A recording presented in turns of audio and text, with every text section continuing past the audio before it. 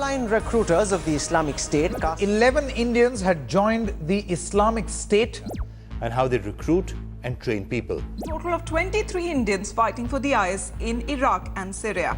An engineer, a computer salesman, a teacher of Arabic, a tailor. नहीं, ये 100 महीने मानता ये ऐसा मेरा भाई किसी के बैकग्राउंड में नहीं है ना, क्यों तो वो एजुकेटेड एक तो इंजीनियर है यार, घर के प्रॉब्लम से हम लोग को मतलब एक दूसरे के लिए हम लोग डेप्थ में है वगैरह। ये फोटो है बिंदु संपत की, जिनकी बेटी निमिषा केरला की निवासी है। वो डेंटल स्कूल में गई थी पढ़ने के लिए, जहाँ उनकी मुलाकात उनके फ्यूचर हस्बैंड के साथ हुई। निमिषा ने इस्लाम में कन्वर्ट कर दिया और अपना नाम फातिमा रख दिया, और दोनों निमिषा और उनके हस्बैंड ने इस्लाम को अपनाने का फैसला लिया। निमिषा फिर फातिमा बन गई और उनके हस्बैंड क्रिश्चियनिटी से इस्लाम में कन्वर्ट हो गए। फिर 2016 में जब निमिषा 7 महीने प्रेग्नेंट थी, उन्होंने अपने परिवार को बताया कि वो श्रीलंका जा रही हैं एक कारपेट बिजनेस स्टार्ट करने के लिए। पर वो श्रीलंका नहीं बल्कि एक्चुअली सीरिया गई थी, Islamic state in Iraq and Syria, इसको आईसिस कहा जाता है, उसको ज्वाइन करने के लिए। 3 साल बाद फातिमा और उनके पति को अफगानिस्तान के जेल में पाया गया। और निमिषा या फिर फातिमा बस अकेली नहीं है। मैरिन जेकब, जिन्होंने भी इस्लाम में कन्वर्ट कर दिया था और वो मरियम बन गई थी, उनने भी ऐसी ही चीज़ करने की कोशिश करी। पर अफगानिस्तान में उनकी ज़िंदगी ऐसी नहीं थी जैसे उन्होंने इमेजिन करी थी। कुछ समय बाद याया की मौत हो गई थी एक एयर स्ट्राइक में। बैंगलोर के फैज़ मसूद, जो बिजनेस मैनेजमेंट के ग्रेजुएट थे, और कश्मीर के आदिल फयाज, जिन्होंने एक MBA किया था ऑस्ट्रेलिया की क्वींसलैंड यूनिवर्सिटी से, वो उन 100 इंडियंस में थे जिन्होंने इस्लामिक स्टेट ज्वाइन करने की कोशिश करी थी। और आज कुछ या तो अभी जेल में हैं और वहीं कुछ मारे गए। अब इन कहानियों के बावजूद, और हमें ये याद रखना चाहिए कि हर कहानी एक सीरियस इशू है हमारी नेशनल सिक्योरिटी के लिए, जो एक्सपर्ट्स थे उनको एक पजल मिला, यानी कि उनके दिमाग में एक सवाल आया। अब इंडिया में मुस्लिम पॉपुलेशन करीब 20 करोड़ की है और ग्लोबल टेररिज्म इंडेक्स के हिसाब से इंडिया 8th मोस्ट अफेक्टेड देश है पूरे दुनिया में टेररिज्म से। पर इसके बावजूद अगर आप दूसरे देशों से कंपेयर करोगे तो ज़्यादा इंडियंस ने इस्लामिक स्टेट ज्वाइन करने की कोशिश नहीं करी। और जब आप देखोगे कि कितने टेररिस्ट ने इस्लामिक स्टेट ज्वाइन करने की कोशिश करी हर 10 लाख मुस्लिम पॉपुलेशन के हिसाब से, तो इंडिया का नंबर बहुत ज़्यादा कम है दूसरे कंट्रीज़ के कंपैरिजन से। हम इस सवाल का जवाब ढूंढने की कोशिश करेंगे उन लोगों के जरिए जो काउंटर टेररिज्म में एक्सपर्ट्स हैं, जैसे कबीर तनेजा, मोहम्मद CH और आदिल रशीद। अब कौन से फैक्टर्स थे जिसकी वजह से कुछ इंडियंस एक टेररिस्ट ऑर्गेनाइजेशन को ज्वाइन करना चाहते थे? इन फैक्टर्स को हम पुश और पुल फैक्टर में डिवाइड कर सकते हैं। पुश फैक्टर्स वो हैं जो कुछ लोगों को एक टेररिस्ट बनने में धकेलते हैं, और पुल फैक्टर्स वो होते हैं जो उनको टेररिज्म की तरफ खींचते हैं। अब पुश फैक्टर का एक उदाहरण हो सकता है बीजेपी का राइज 2014 से, क्योंकि कुछ बीजेपी लीडर्स ने एंटी मुस्लिम एजेंडा कई बार यूज किया है। इसकी वजह से कुछ लोग को जस्टिफाइड लगता है कि वो एक टेररिस्ट ऑर्गेनाइजेशन ज्वाइन कर सकते हैं। और पुल फैक्टर्स के उदाहरण है अल कायदा के एक साउथ एशियन विंग की स्थापना, आईसिस की फॉर्मेशन, और मोबाइल डेटा के प्राइसेस बहुत घट जाना इंडिया में, जिसकी वजह से बहुत आसान हो जाता है लोगों के लिए एक्सट्रीमिस्ट कंटेंट देखना। मोहम्मद CH अपने रिसर्च पेपर में 6 कारण देते हैं इस चीज़ के पीछे, और इन कारणों को हम 2 भागों में डिवाइड कर सकते हैं, एक्टिव और पैसिव। एक्टिव वो कारण है जिसकी वजह से वो लोग जो मोटिवेटेड हो गए थे आईसिस को ज्वाइन करने के लिए, वो एक्चुअली ज्वाइन नहीं कर पाए। और पैसिव वो है जो उनको मोटिवेटेड होने ही नहीं देते। पहला एक्टिव कारण है लॉजिस्टिकल प्रॉब्लम्स।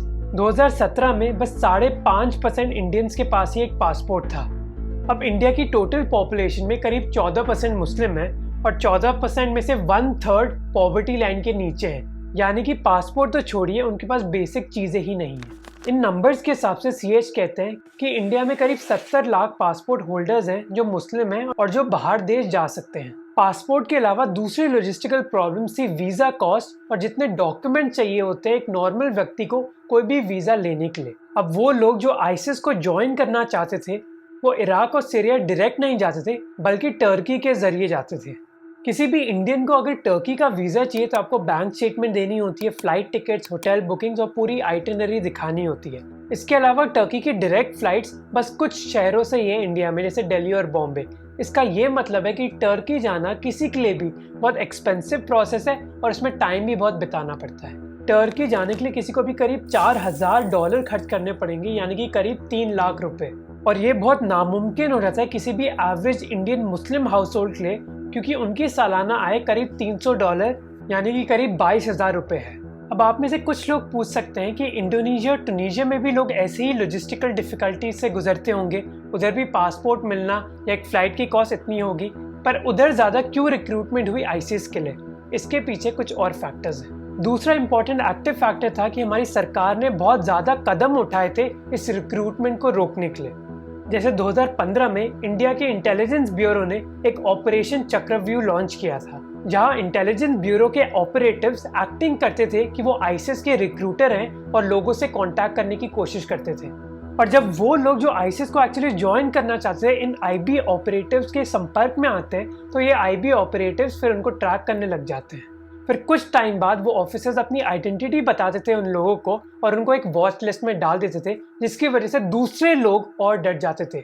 इसके अलावा लोगों में कंफ्यूजन भी पैदा हो गया कि उनको एक्चुअली कांटेक्ट किसको करना चाहिए। अब कुछ लोग एक्चुअल आईसिस रिक्रूटर्स हो सकते हैं, पर कुछ आईबी के ऑफिसर्स हो सकते हैं। और इस ऑपरेशन चक्रव्यूह का एक अच्छा असर भी पड़ा रिक्रूट्स पर। आईबी पर्सनल ने रिपोर्ट किया कि जब सितंबर 2014 में करीब 3,000 लोग कांटेक्ट कर रहे थे उनको रिक्रूटमेंट के लिए, 6 महीने बाद ये बस 140 हो गया। और सीएच कहते हैं कि हमें रिकग्नाइज करना चाहिए कि इंडियन सरकार और इंटेलिजेंस एजेंसीज ने एक बहुत बखूबी चीज़ करी।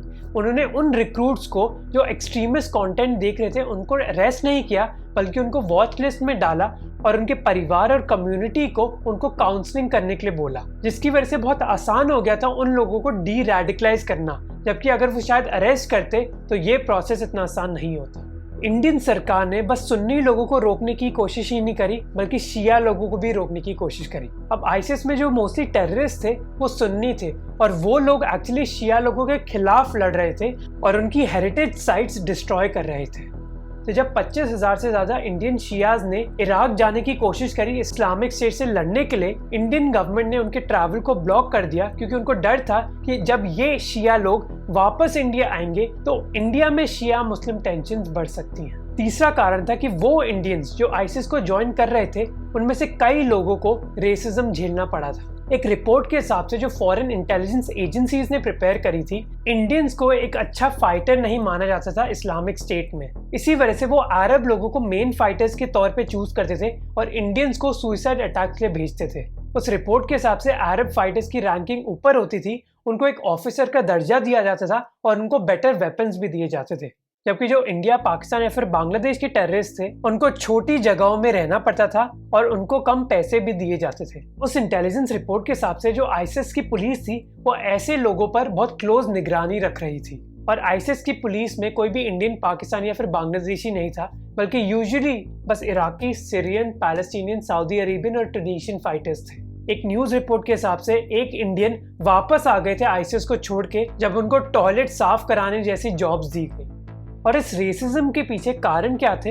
इंटेलिजेंस इनपुट के हिसाब से आईसिस मानती थी कि वो इस्लाम जो इंडिया, पाकिस्तान या फिर बांग्लादेश में प्रैक्टिस किया जाता है वो एक्चुअली कुरान की ओरिजिनल टीचिंग से बहुत अलग है, इसीलिए वो उन लोगों को एक परफेक्ट मुस्लिम नहीं मानते थे। सीएच जो अगले 3 कारणों के बारे में बात करते हैं वो पैसिव फैक्टर्स हैं, जो सीएच कहते हैं हमारे समाज में मौजूद है और इस रैडिकलाइजेशन की संभावना को कम कर देते हैं। सीएच कहते हैं कि एक टिपिकल इंडियन मुस्लिम सोसाइटी में एक्सटेंडेड फैमिलीज एक बहुत बड़ा रोल प्ले करती हैं किसी भी जिंदगी में। अब क्योंकि कई बार लोगों के पास एक्चुअली इतनी इंडिपेंडेंस नहीं होती, इसी वजह से वो कहीं फॉरेन ट्रैवल भी नहीं कर सकते किसी को बिना बताए।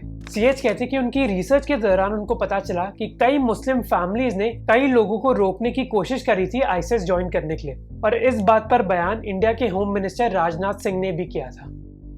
फिर सीएच कहते हैं कि कई मुस्लिम ऑर्गेनाइजेशंस ने इस रैडिकलाइजेशन को रोकने की भी कोशिश करी है। जैसे इंडिया में 5 मुस्लिम ऑर्गेनाइजेशंस एक बड़ा किरदार निभाती हैं, और सीएच के हिसाब से इन सभी ने टेररिज्म को रोकने की कोशिश करी है। जैसे 2008 में दारुल उलूम देवबंद ने एक फतवा जारी किया था टेररिज्म के खिलाफ। और आखिरी कारण जिसके बारे में सीएच बात करते हैं वो है नेशनल आइडेंटिटी। सीएच कहते हैं कि यूरोप में कई मुस्लिम्स एक्चुअली इमिग्रेंट बैकग्राउंड से हैं, यानी कि वो एक्चुअली दूसरे देश से यूरोप आए थे, जबकि इंडिया में ऐसा नहीं है।